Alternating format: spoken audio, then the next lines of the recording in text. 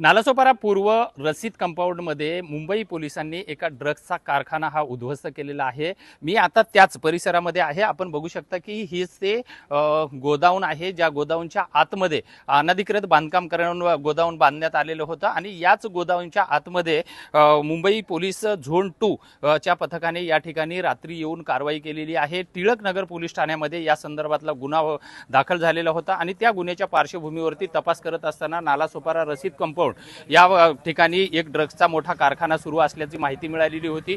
आपण जर बघितलं तर पूर्ण या परिसरामध्ये ही मुंबईची टीम आहे, ज्या टीमनं ही कारवाई केलेली आहे आणि ही कारवाई पूर्ण जर आपण बघितला तर हा पूर्ण परिसर जो आहे हा अनधिकृत बांधकामांचा परिसर आहे। या ठिकाणी भूमाफियांनी मोठ्या प्रमाणामध्ये जागा हडप करून अनधिकृत गैरधंदे जे आहेत हे अशा या गोदामामध्ये या ठिकाणी चालू केलेले आहेत आणि पोलिसांनी या ठिकाणी मोठ्या प्रमाणामध्ये कारवाई करून जवळपास 7 किलो एमडी नावाचा अंमली पदार्थ जे ड्रग्स आहे हे या ठिकाणी जप्त केलेला आहे। त्याची एकूण बाजारात किंमत जी आहे ही 14 कोटी रुपये किंमत असल्याचं सध्या प्राथमिक माहिती मिळत आहे। सध्या तरी या कारवाईमधल्या अधिकाऱ्यांकडून या संदर्भात कुठलीही अधिकृत माहिती मिळत नाहीये। मात्र कालपासून सुरू असलेल्या या कारवाईमध्ये मोठ्या प्रमाणामध्ये एमडीचं ड्रग जप्त केलंय। आता पोलीस या सर्व कारवाईमध्ये कशा पद्धतीने तपास करतात, यामध्ये किती आरोपी आहेत, कुणाकुणाला आरोपी केलं जातं आणि हा ड्रग्सचा मुख्य पॅडलर जो आहे, मुख्य याचा जो सूत्रधार कोण आहे हे मात्र पोलीस तपासानंतर समोर येणार आहे।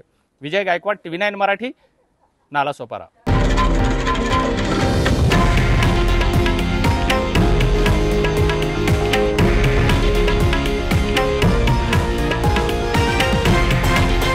हे आहे देशातील नंबर 1 न्यूज नेटवर्क आणि आपण पाहत आहात TV9 मराठी, एकमेव।